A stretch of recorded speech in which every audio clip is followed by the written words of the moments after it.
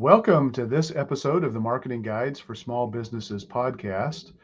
I am the host today, Ken Tucker of Changescape Web, and I'm joined by Paul Barthel, Ian Cantle, and the GenBot, who will be joining us with video answers or quasi-video answers, I'll say, as we go through this.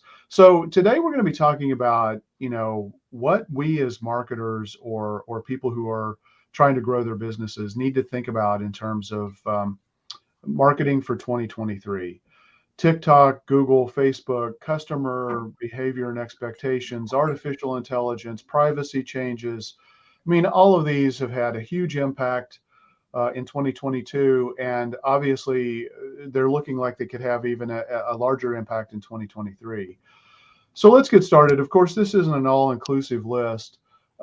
So if you guys, if listeners or watchers have any thoughts on any topics or trends that you want us to talk about for 2023, please contact us and let us know, and we'll be happy to do a part two on this topic. So with that, I'm going to get started. I asked Jen a question about the importance of thought leadership in terms of marketing, and whatnot in 2023. And here's what she had to say about that.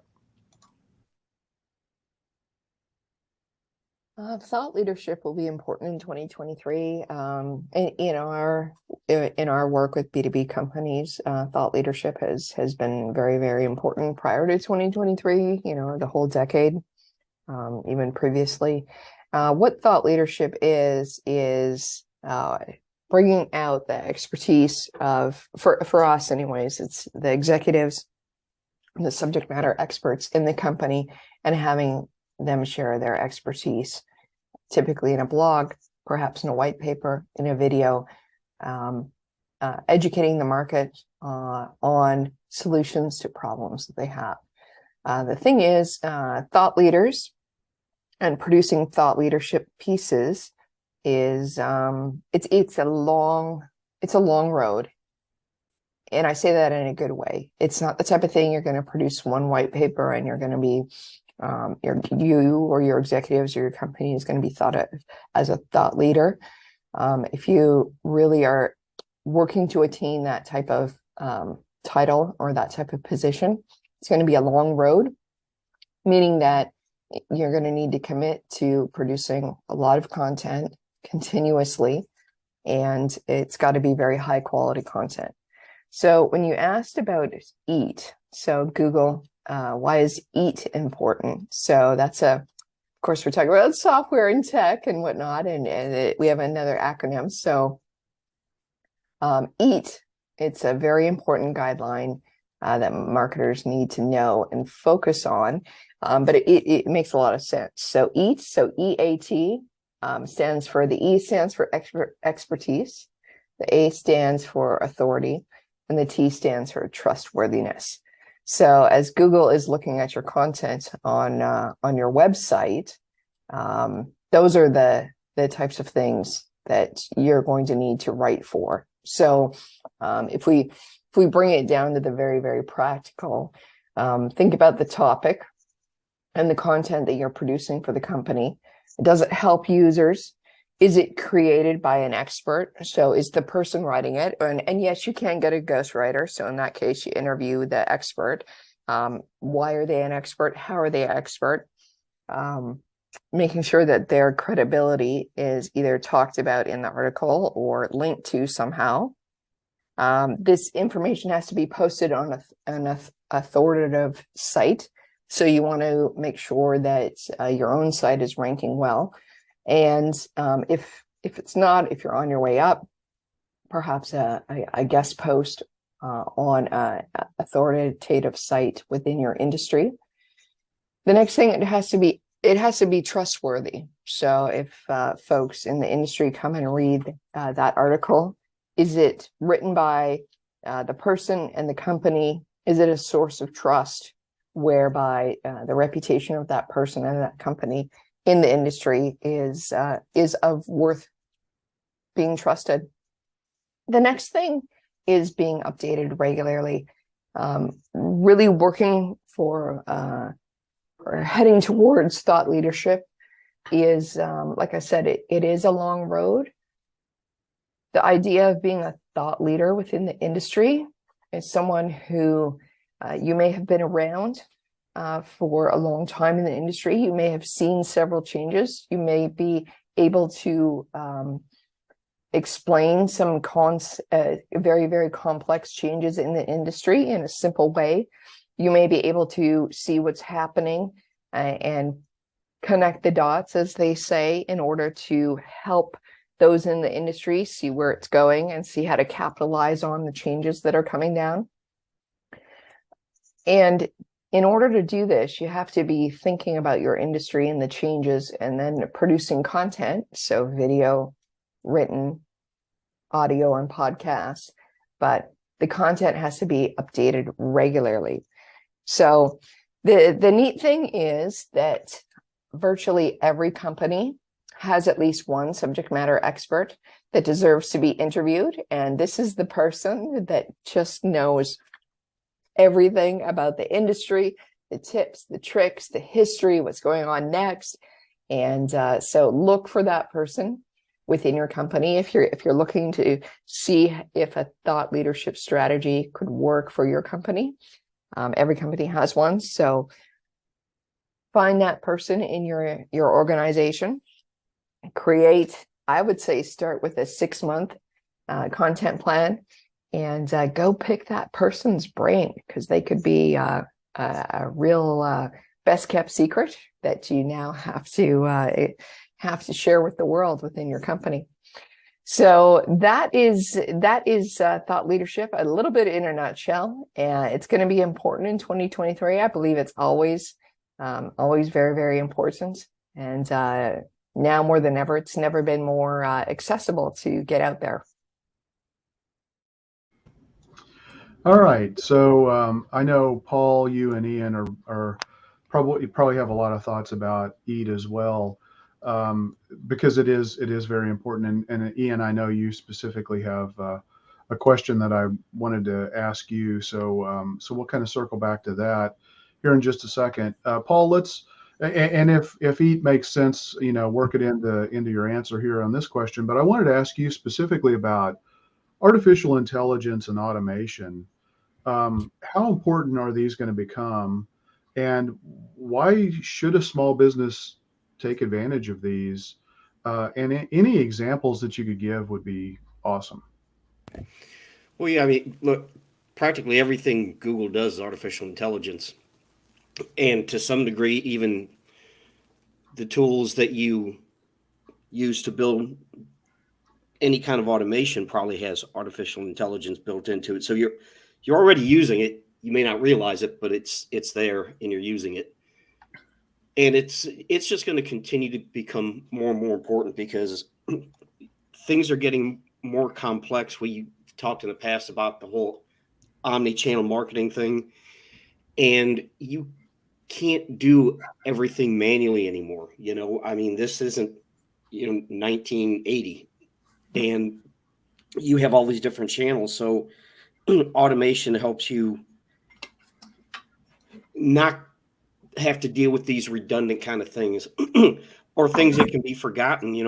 We had a client that every year, once a year, he wants to send out a text message to existing customers saying, hey, we have some early offers, book your appointment, whatever it is.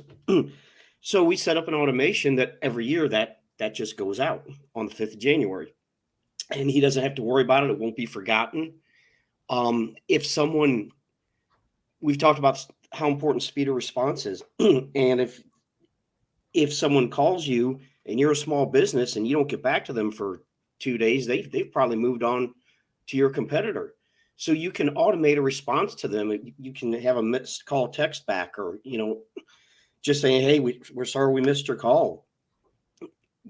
Someone will be in touch, or go to our website.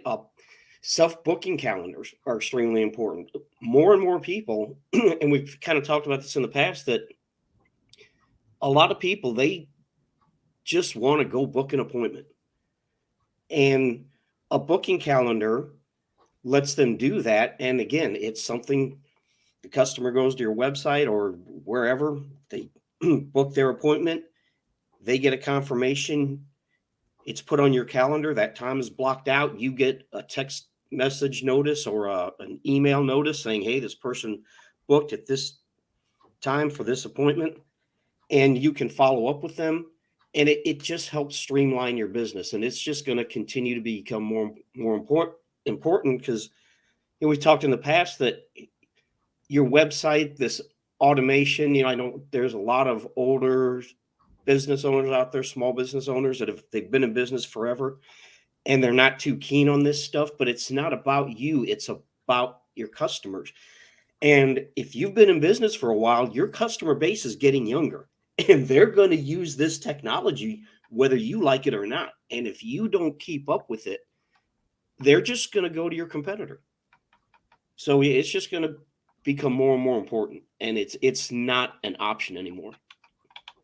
Well, this week too, in particular, the internet has blown up by an AI content generation tool called Chat GPT, where you drop in a piece of starter content and it will write for you, and the internet is blowing up about this. I mean, I can't tell you how many articles I've seen in the last week or two about this, and this is, this may come as a revelation to a lot of people, but this technology has been around for a couple of years where it's pretty darn sophisticated and we use it. That doesn't mean you can set it and forget it, but it can be a time saver. It can also be a time suck.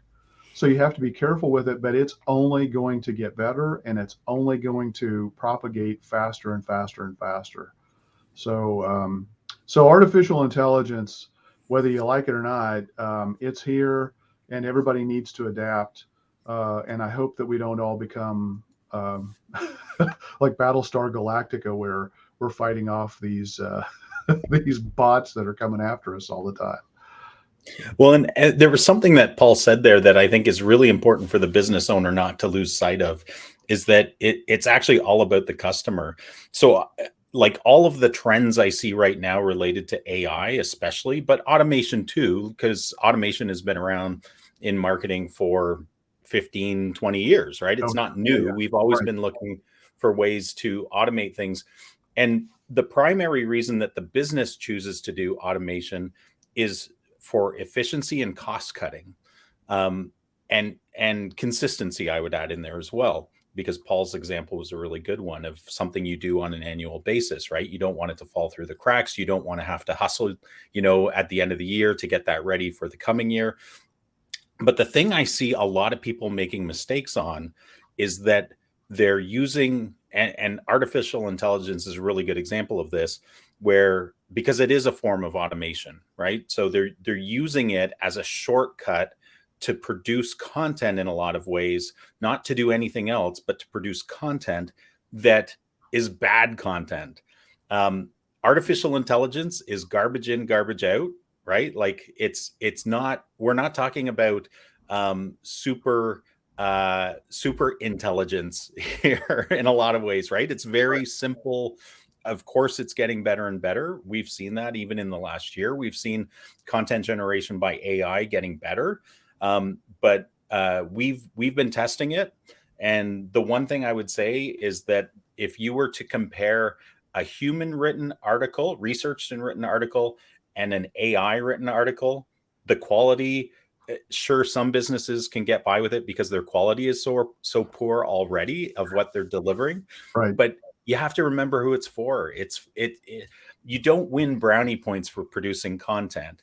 And Google's become very clear that they're even trying to crack the code of, hey, does AI content have a lower value than human produced content, right? So all of these things are in play. So don't lose sight that it's all about the end user. That's who you're producing this for. So if you don't produce quality content, it's, regardless of how it's done, it's not going to produce results for you. Yeah. But it's absolutely a trend to pay attention to. Oh yeah, 100%. Yeah, and Ian, something you said is that it depends on who it's for, and maybe the quality of what they're producing is so low already it doesn't matter. And that's something that kind of fits into this. Google has something called YMYL, your money or your life, that goes to content quality, and that varies by industry. I think me and Ken were just talking about this the other day, that if you're in the financial field or the legal field, that weight they put on the quality of your content and trust and authority, and this goes in what Jen was talking about expert authority trust, that's going to weigh much more heavily than if you're a landscaper, because you're probably not going to screw up somebody's life if you're a landscaper. But if you're in the legal field or in the financial field, you can destroy someone's life if you're given bad advice. And they do weight that differently depending on the industry you're in. And I think that's true, Paul. The one thing I would say though, as a business, the quality. So I'm going to use an example because I see it all the time. The quality of the words you use, meaning if you don't have a proofreader when you publish your web content, when you publish social media is a little different because there is a sliding scale of, hey, we all have big thumbs when we're typing stuff. So I'll give them the benefit of the doubt. But for web content, for email content, so as an example, if a painter, if you're looking for a painter, somebody refers you to them, you go to their website, you check it out, and you see all sorts of typos or really poor photographs or poorly written content, you're going to be like, I know they're not a writer by trade, but this is their business. And if they can't pay attention to quality for their website that, essentially you're putting a big push on to create the content, and you don't have the time to either hire a proofreader or proofread it yourself, are they going to do a good quality job in my house or in my workplace? I don't know. I think it raises a question that you never want raised. Yeah, right. You can't just pump out crap. I agree with that. Right. Yeah. So Ian, kind of a segue into all of this is, I know you've said this numerous times, throughout the last couple of years, SEO is not dead, and it's not going to die anytime soon. How is it changing, and how is it going to become as important as it has been, or maybe even more important? And I'd like for you to kind of talk about, some things related to like Google Map rankings and local SEO and this concept of Google Heat, EAT, I should say, not Heat, EAT, and also the helpful content rollout that just happened. All of these are things that are happening right now, but they're teeing up what's going to be in place for 2023. Yeah. I'll reiterate it again, Ken. SEO is not dead. Again, it's always this time of year too, where you see all these articles like, is SEO dead? Is SEO worth it? SEO's dead, long live the ads or something. I don't know. Yeah. But a lot of that's clickbait. Exactly. Yeah. And the truth is, and this is probably a filter that we as business owners can all put on as glasses to filter out the crap, right? The test to determine if something's worthwhile to do is my target audience there? Are they using that platform? And can I somehow reach them through that platform? That's like, if you're going to dumb down or not, highly simplify it, I would say that's the bottom line question you should be asking. So in relation to search engine optimization, are people searching on Google? And I'll use Google because it's 90% of all the searches. Are people in most target audiences searching on there? Yes. Can I effectively get in front of them on that platform? The answer is yes, if you do the right things, which is SEO, search engine optimization. And it's important to remember, to be effective on a platform like that, you really need to get into the top 3 positions for the keywords or topics that you're trying to rank for, because they get 50% of the clicks. And that shouldn't be ignored. If you're ignoring it now, you're essentially relinquishing a whole bunch of leads to your competition. And that's true from a global, a national, and a local standpoint. Like SEO is that important. It's also important to remember too, because we're talking specifically about SEO, is that organic rankings always outperform ads. Like they just do. People trust them more because they know you're not paying to get in front of them, that you had to earn it. It's earned search engine results positions. And the last thing I want to say about kind of the value, just to support that SEO is not dead, is that the return on investment from a marketing standpoint. So we do ads for clients, we do SEO for clients, we do a whole bunch of things for them. And we're able to split out the, what's the performance of organic versus paid. And organic is at least 10 times the return on investment than paid, always. Like it just is, because when you plant that tree and you continue to water and nourish that tree and give it sunshine of organic rankings and SEO, it's going to create a tree with fruit that's going to pay dividends, not just today, but a year from now, 2 years from now, 3 years from now. So, the most important thing is considering if your target audience is there. And I would suggest that any business can benefit from it, even a restaurant. But yes, it's not always the right value exchange or return on investment for them, right? But there's a lot happening. You named a whole bunch of things, Ken. That we have seen tons and tons of Google algorithm changes in the last couple of years that have, some of them were huge. Like they dramatically sent some businesses spiraling out of control from an organic ranking standpoint. Some got huge lift.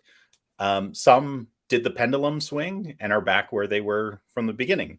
And here's the bottom line with, because I'm not going to list all of the things that are going on because it's too many, right? There's tons and tons of things that affect your SEO, your organic ranking. But the key is always to consistently do the right things over time. And so where the businesses that lost big when Google made changes is because they tried to game the system. Yep. And Google is always, it's like, the house always wins, right? They're trying to create the best possible results for searchers. And if you try to game that system, you may win for a short time until Google closes up that hole. And then you may be hugely penalized. So bear that in mind. But I would say, regardless of all the different things going on, because there are a lot of different things happening now, and we know that there's going to be big changes in the coming year, is if you create an SEO strategy, it will bear fruit for you. If you hire a reputable SEO partner, they can help you navigate these waters. So you don't even have to worry about all of the changes going on, right? Just know that there's a lot going on.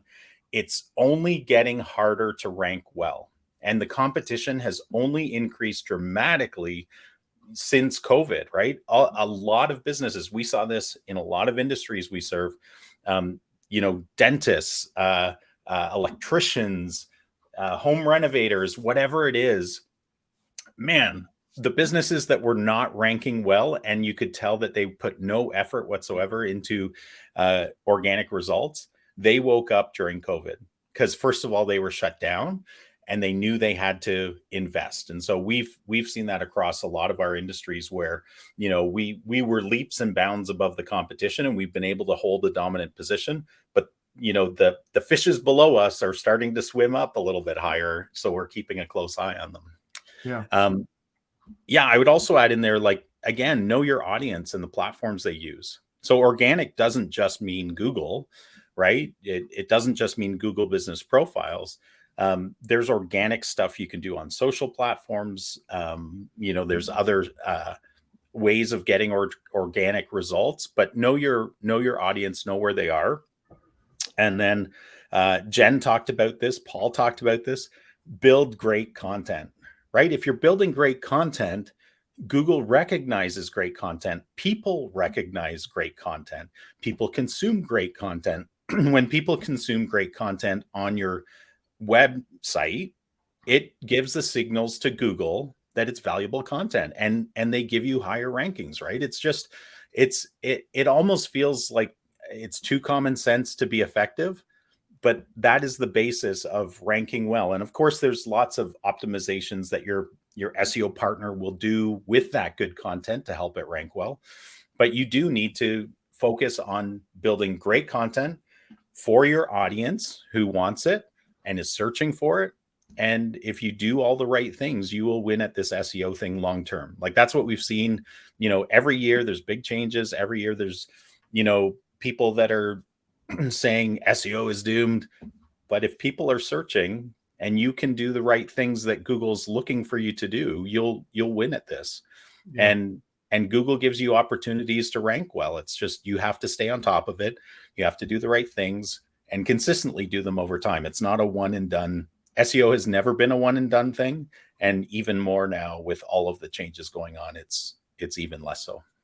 Yeah. So an example of a bad SEO tactic is copy and paste and only swap out like the name of a city and create a bunch of location pages. Right now, if you've done that and you haven't written original, unique content for each and every one of those pages, Google is whacking businesses major way with this helpful content rollout. So again, like you said, Ian, you need to hire a partner, really, I think, to help you with SEO, because if there's any place that it's changing faster than any place else, it's in the world of SEO. And what's tried and true for the last decade is still most of those principles, if not all those principles, still apply. Are there tweaks and modifications? Sure. But it's, we've known the evergreen strategy for SEO for quite a long time. So yeah. I mean, it's interesting because if a business stopped to think about almost any marketing strategy, right? And SEO is a good example because of its complexity. But if they stopped to think about it and said to themselves, I'm a dentist, who on my team can do my SEO? That the truth is there's nobody on your team that's an expert at SEO because they're doing other things. You hired them for other things. Do they know a little tiny bit? Maybe. There might be people that had a different job or studied as a student or, and the same is true in almost any industry or business. Hire, I don't want a dentist who's only doing it, on the side to their real estate business to work on my teeth. So, I know it's different, but it's a similar concept. Right. Yeah. And just one last thing, I think if there's the best application of AI right now that I see is actually in helping us identify and grade and assess issues and opportunities, and that's really where AI, I think, is helping a lot of marketers out right now. It's not replacing them. It's giving us better tools to go fight the the SEO wars or whatever the advertising wars, whatever we're looking at doing. So yeah. Well, in your example, one last thing, Ken, your example about the location pages is an ideal opportunity for marketers, I would say, not just the business, because again, you should hire someone that knows what they're doing, but for the marketers to be able to very quickly and efficiently take those location pages, rewrite them. Again, it can't pick things out of thin air, but it will try to guide you in, optimizations that make sense for that page. But then again, always proofread because, and always write for a human. Absolutely. Yeah. Yeah. So, so with all of this, it kind of leads us to this concept of, you've got to be able to adapt and change as even more quickly and more importantly than ever. So I asked Jen, given where we're at and the pace of change that we are seeing, in the software development world that I came out of, there's a concept called agile software development. We've had this concept applied in marketing, for an agile marketing strategy, and having the ability to quickly pivot. So I asked her how important she thought that was going to be in 2023, and here's what she had to say.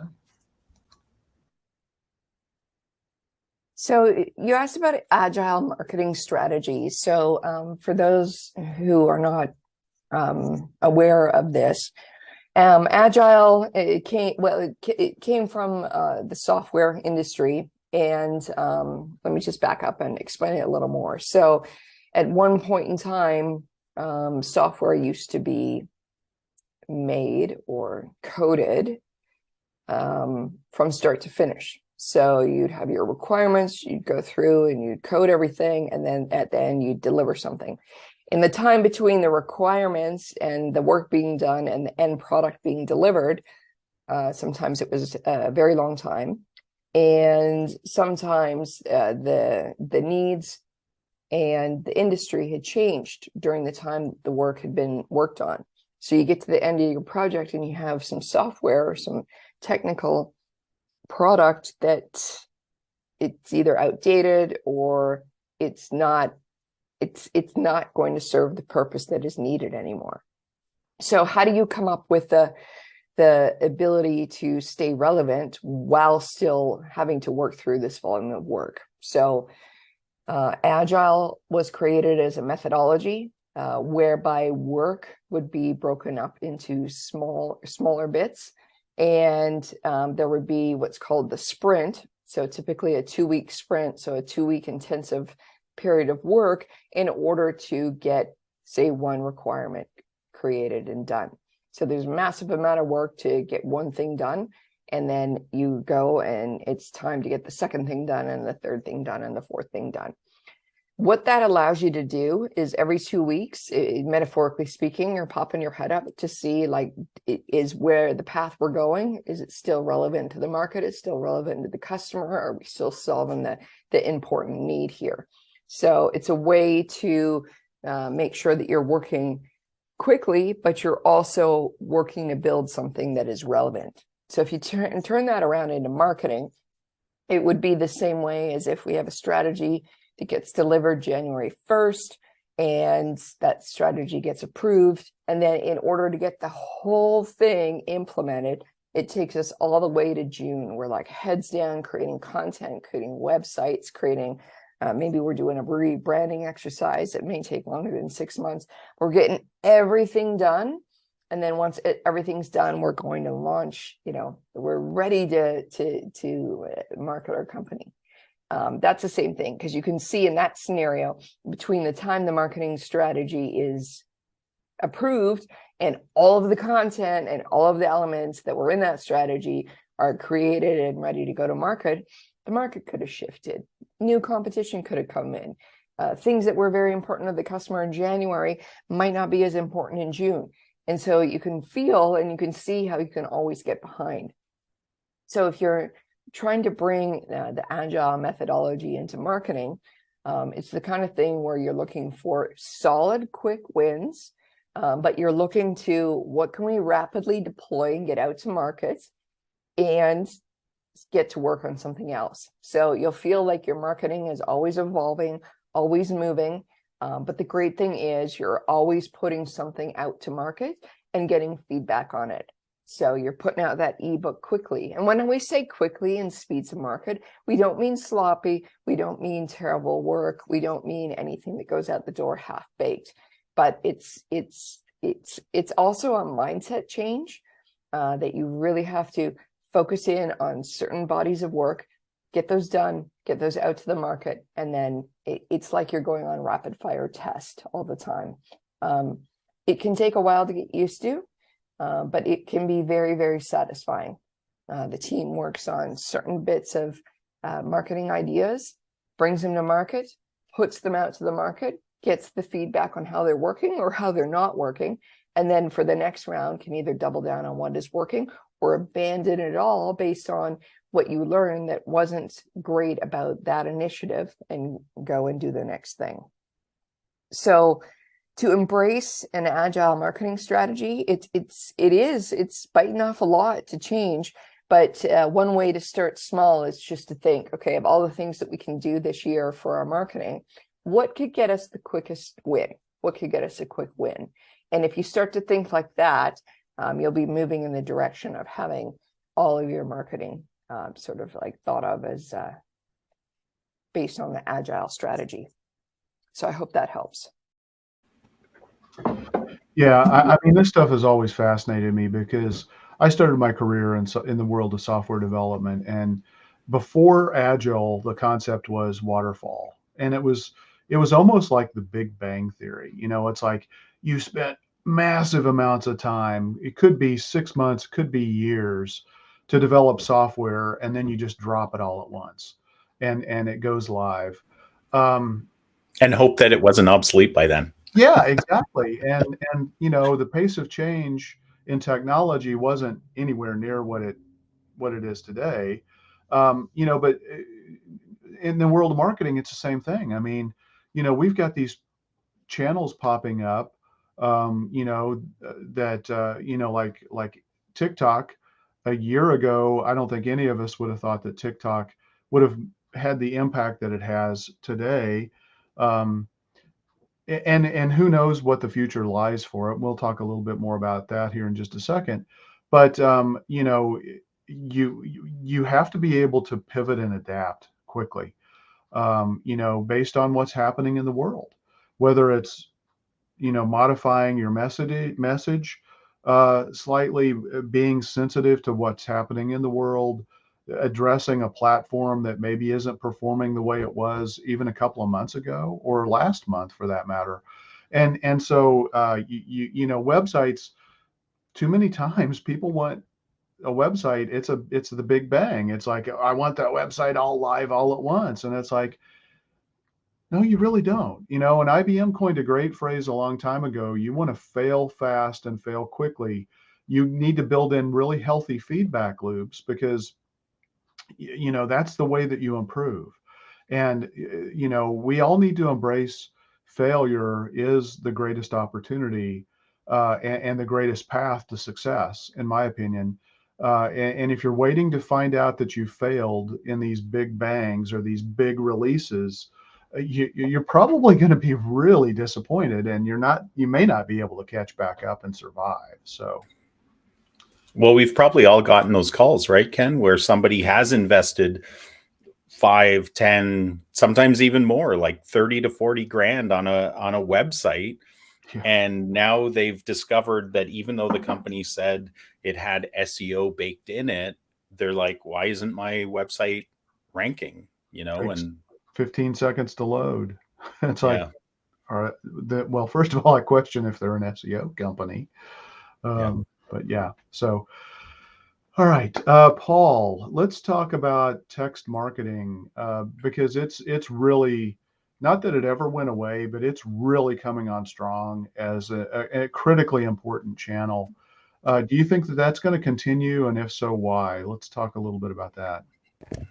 Yeah, I do think it's going to, and I think it's going to get even more important because, if you think about it, first of all, let's talk about the people. I think there's a statistic: 60 or 61% of people look at a text message within 5 minutes of receiving it, and even older generations are more likely to text. And if you think about it, when you get a phone, it has a text messaging app built in. It's already there. You don't have to set anything up. You have to set your email up on your phone. So it's a more seamless experience. And the younger generations are definitely mobile first. I mean, I know younger people that have an email address and they check it every 6 months whether they need to or not. But if you send them a text, you'll get a response. And that works for companies as well. And something Ian mentioned about, and this kind of goes to the importance of the list. You can, if you have a list, it's important because Ian was talking about the algorithm changes. And when Google was screwing everything, going through these algorithm changes, a lot of Google business profiles got suspended for absolutely no reason. And it took them about 3 weeks to get that straightened out. And Yeah. if you were depending on Google business profile, or even completely, we say the website is the only thing you own, and that's true, but their algorithms, they screwed up some rankings. They made Google business profiles were suspended for no reason. But if you had a list and you could text people, at least you had a channel that, because You own your list. And yes, it most people would rather text a business than engage in these huge email strings. And it's, in a lot of ways, it's a more personal channel, I think, than email. And if you have a channel that people are more likely to respond to, and I think I read something like about 50% or more consumers are interested in being able to text with businesses, and 55%, something like that, want to receive discounts, coupons, offers from businesses. Why wouldn't you do that? And I know we've talked to people that they just don't seem to get it yet. But if you don't get it and your competitor does, you're going to be at a serious disadvantage. And it's going to continue to be even more important, especially with younger generations. And like I said, it's a more seamless experience. If you have a phone, you have text messaging, and you don't have to set it up like you do email. I think a lot of people think about marketing automation and they naturally think, okay, it's going to send out a bunch of emails and things like that. Text has become critically important. And, Paul, the example that you talked about, that we've just set up for one of our clients, where they're going to get a text message, shortly after the first of the year, just to say, hey, a reminder, have you set your wellness check? Now that we're into 2023, and it's just, or now that we're into the new year, we don't want to make it specific because this is going to run every year, like you talked about. And, it's, people are thinking about, okay, we're in a new year. I've got New Year resolutions that I'm thinking about. It's a way to reactivate people who maybe haven't been in for a while. It's not super intrusive because you're not inundating and overwhelming people. You're not, with text message marketing, you've got to be very respectful. You absolutely don't and can't overdo it, or you're going to drive people away from your list. But it should definitely not be your first contact with someone. A text message should not be your first contact. Yeah. But if you do it in a program where you've got smart, intelligent messaging built in a good rhythm, very powerful marketing channel. If you're also using it for periodic reminders or even thank yous, again, very powerful channel. So yeah, I think and actually the statistic, Paul, is it's over 90%. Yeah. Of response rates. Email is the next best, and it's maybe 25% from a list of people who want to actively receive the information you're sending by email. So there's nothing even close. Social media is not even close to that, nowhere near close to that. So, and as you said, whether it's a change in an algorithm on a social media platform or on a search engine, at the end of the day, you can own and control a list, and that's maybe your most important asset. Your website's obviously important always as well, but it's going to be a little bit fluctuating based on how well you've done SEO. Your list, you can't rely on any free property and bet your marketing on that. And at least I never would. So anyway, Ian, let's move on. I know we've got a ton of other things we want to talk about here. Privacy changes have had a huge impact on online advertising, and you can see, in the financial reports, all of the big advertising platforms are taking a hit, and they're dropping in their annual or quarterly reporting. Are platforms adapting? And what will online ads look like? And will they continue to be able to have effective targeting like they have, for the last decade or so? Yeah. I love the question, Ken, because again, I always go back to the root if I can, and the root of any platform is somehow to monetize it, right? Google doesn't exist to be super nice and give you the right search results. It's because that's a platform that helps them feed their ad platform and learn from it. And it sets them up. Without organic results, you don't have paid results, right? It just, nobody would use the platform. It was just purely paid. And in the same way, every single, maybe Facebook started out a little more altruistically, because it was such an early platform, but any existing social media platform, whether it's TikTok, Instagram, Facebook, where it's at now, Pinterest, like, they survive on advertising dollars. So you have to, as a consumer, you have to absolutely understand that, because there, as far as I know anyways, there's no successful altruistic social platform out there that exists only to be a good neighbor and help you connect with people, right? Every platform has advertising on it, because that's how they create a sustainable business model.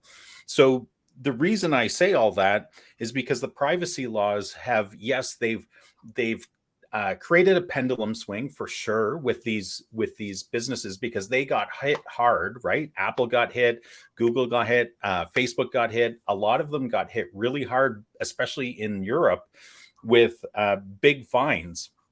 And it was because they were being really careless, if I can say it that way, with people's data. And so it's been a wake-up call for a lot of these businesses, where they've had to say, okay, the Wild West is over. We need to, first of all, adhere to a higher level of responsibility, in order to, not just because they're, again, good citizens, hopefully they are, but because they're a business, and their business relies on being able to exist in a country and exist to get in front of those citizens. And so we've definitely seen a pendulum swing, but interestingly enough, like, it went really far over, where some of the platforms really shut things down for advertisers from a personalization standpoint and a targeting standpoint. But later in the year, we actually saw that it started to come back a little bit, and they started to open up some of those things, because they realized they had gone too far, and it was hugely impacting their revenue, but also because they could, there was other ways, because everything used to be cookie based, right? And that was kind of the big thing with a lot of these privacy issues.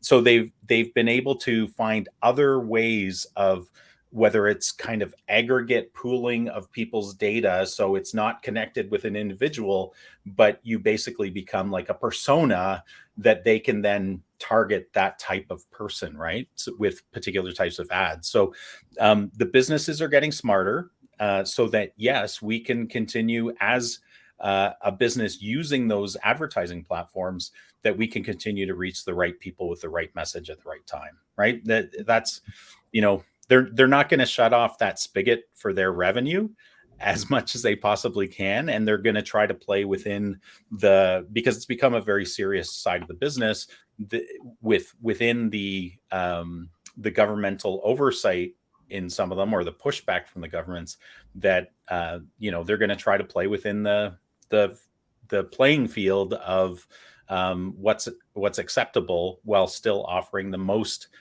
capable way of presenting those ads. Yeah.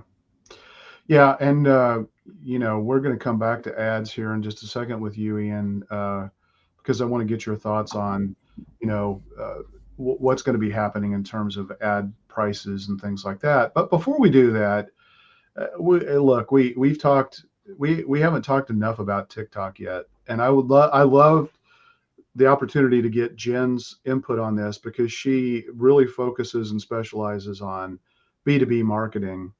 And, a lot of people are like, okay, well, how in the world is TikTok going to be helpful for me? And look, there are a lot of questions about TikTok and whether or not it's even going to be allowed to be in operation in the US, Right. in 2023. But one thing that is absolutely crystal clear is that short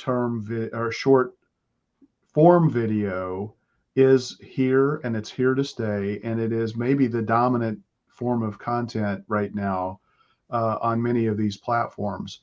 It's not just TikTok, it's Facebook and Instagram Reels, it's YouTube Shorts, And of course, TikTok is there as well. So I asked Jen to just kind of talk about, what she sees happening with TikTok and especially with short form video. Yeah, so TikTok and video is on everyone's minds these days. Most of the social platforms, they have the ability to host and or record from for short form video. The trend for short-term video continue into 2023. I see it continuing very, very strongly. It's not only for B2C businesses, it is for every business. To be quite honest, your question around should B2B businesses be using it too? Absolutely, they should. Some things about B2B businesses are two things that come to mind right away that B2B businesses struggle with is one, their product or service is very complex. So many people would say, it doesn't lend to a short form video. Well, actually, maybe that's exactly what it does lend to, because if you have a 10-step process to install something very complex, you have, 10, let's keep with 10 steps. You have a 10-step process for creating your strategy. Each one of those 10 steps can be a short form video. And it's the kind of thing where you can break it, and you could even break it down further into that. But what you want to do is use the video to get in front of people, to use it as a hook, to see if they can come with you and understand what it is that your company does, what you sell. So video is an excellent way to lend itself to that. The other thing that B2B businesses sometimes struggle with, especially in the services, is that it is invisible work. So the end product is some type of service, or it is consulting, or it is advice. And, how do you show that as a product? So you can show like how a discovery meeting is done. You can show how a first meeting is done. You can show what happens at stage 4 as you start to work through everything. You can show the people involved. I know some project management teams end up feeling like sometimes project management is invisible because, you start with the requirements, you end up with something at the end, and it was all that invisible work along the way helped to get the product or their service done. But showing the process of doing that really lends itself to video as well. Video doesn't always have to be people either dancing around or people talking in the screen or showcasing a certain product. You can use animation. You can show yourself writing on the whiteboard or reading through a document and showing what to highlight, or you can show yourself. Some of the financial services ones do this really well. They'll show how to work out certain ratios and whatnot, and it's just like showing out the math like the process via video. So all in all, I mean, B2B with its complexity really does lend itself to this type of format. So for me, the advice would be the video is here to stay, and embrace it, and good luck with it. All right. Yeah, I agree. And one of the great things is, and again, this is an application of AI that can be really valuable. Where AI can take a longer form video and break it out into chunks for you, and it can do a pretty good job of it. Maybe a really good starting point. So again, that type of video, I love, that Jen was able to come up with some good examples. Another thing that comes to my mind is like for the project manager, which she was talking about, as you're moving through the different stages or steps or whatnot, and to show all the complexity, you can use time lapse and speed things up, to kind of show here's something here and here's a state, and then zzz, and then boom, you're at the next state. And I think you can show some really cool things that way. And again, we're in a world where retaining employees can be really important. And so if they feel like they have invisible jobs, I think you want to think about how can you make them not invisible, as maybe an alternative. Not everybody's going to want to be on camera for sure. But let's go to the next topic. Paul, online reviews have been extremely important for a very long time.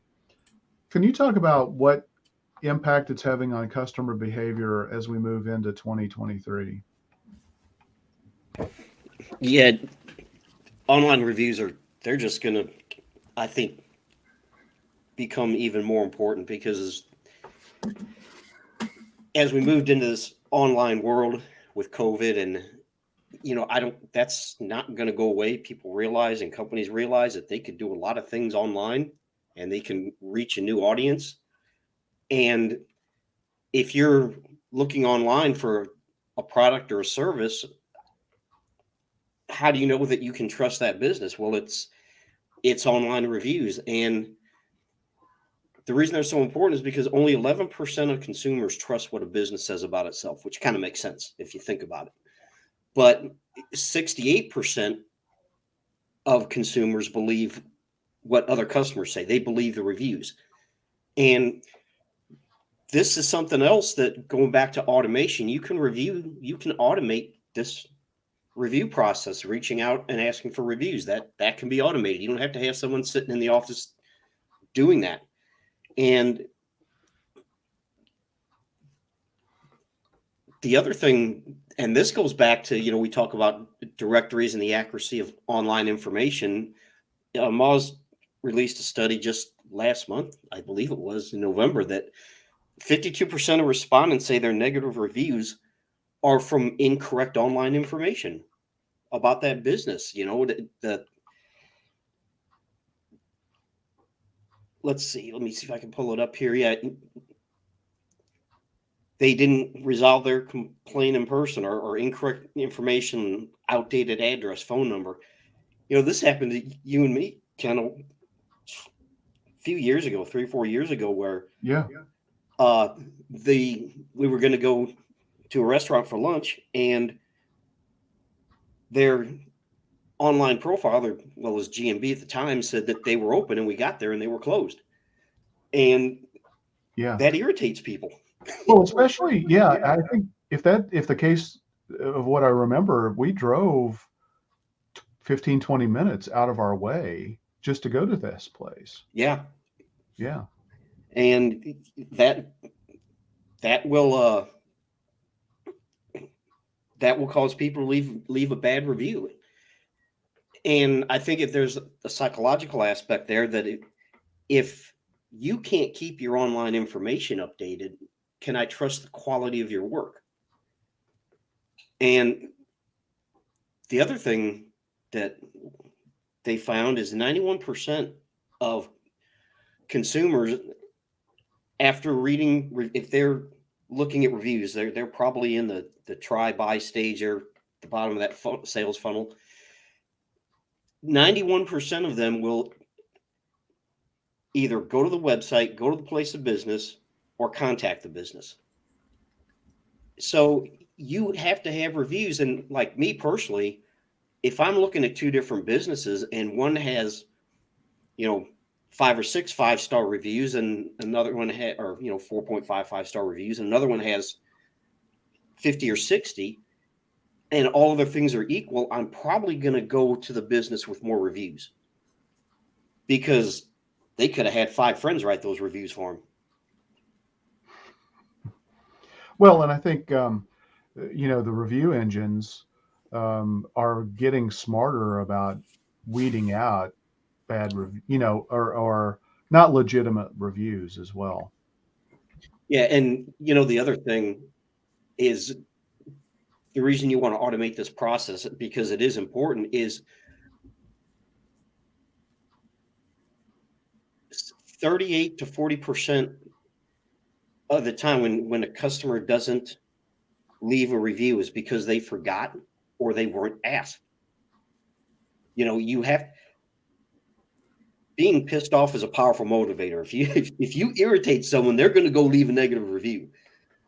But if they're happy with the quality of your work or product or service, you need to ask for that review, because they're probably going to, now if a friend asks them, say, hey, I need this or that. Oh yeah, I use this company.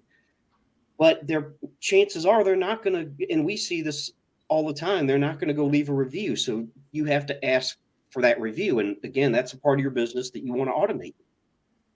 And most consumers, you want to respond to your reviews as well, because most consumers, if they see that the owner responded to a negative review and legitimately tried to resolve the problem or did resolve the problem, they'll give that business a second chance.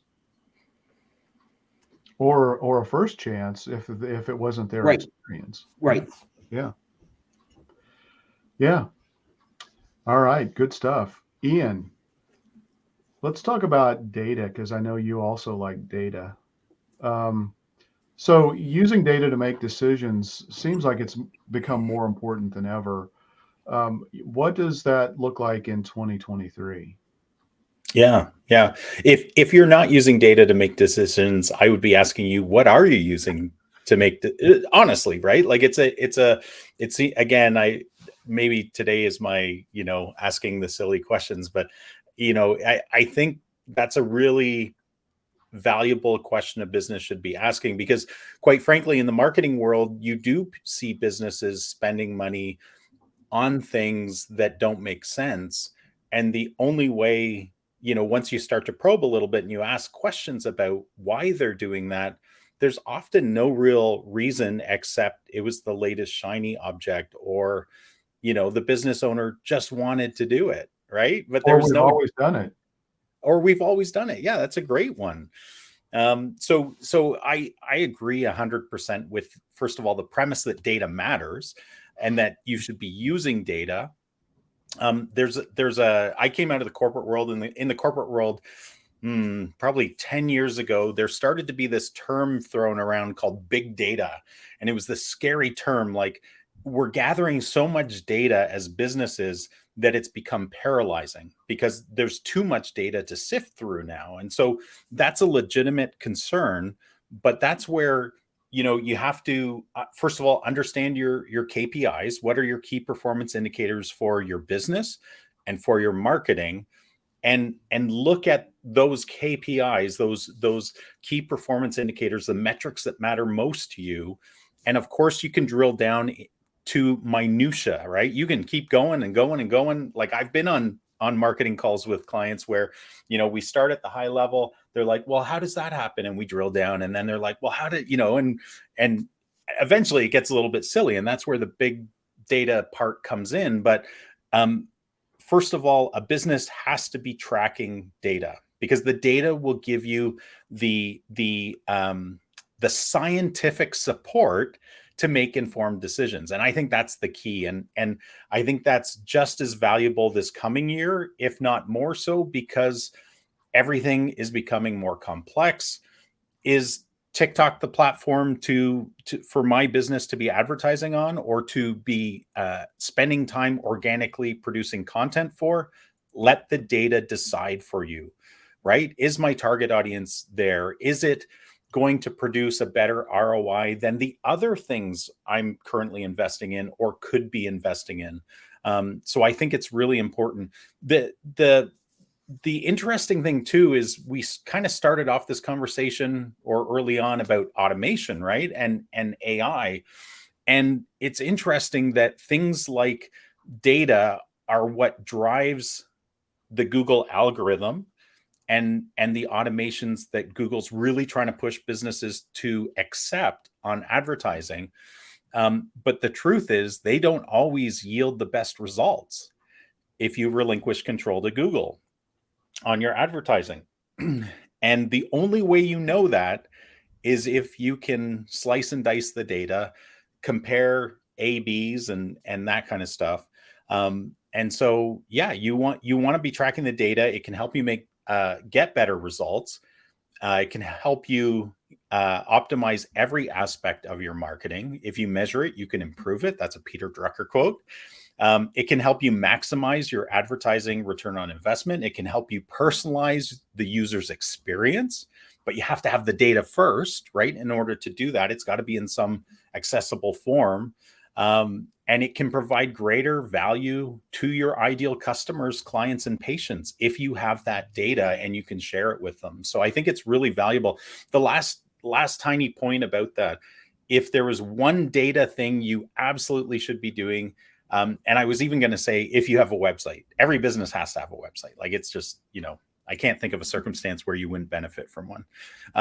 But you have to set up, you should have done this a year ago, but you have to set up your Google Analytics 4 property on Google Analytics because for it to start tracking data, because they're going to be phasing out the legacy Google Analytics this coming year. And if you wait until that point, you will have no historical data whatsoever. So that's a really important thing for people gathering data, because you can learn an awful lot about the people that come to your website, what they're consuming, and all of that kind of stuff if you're tracking it through Google Analytics. Yeah. All right, awesome. So we've gone over our hour. I have some other questions to ask, but I think we're going to hold off on those and maybe incorporate those into a part 2 of this. So, so I wanted to thank everybody for watching or listening this. Please share this with your friends. If you think that the information that we cover in here is valuable and helpful, we would really appreciate a review on your favorite podcast platform as well. And with that, Ian, what do we do? We should keep calm and market on, people. All right. Thanks, everybody. We'll see you next week.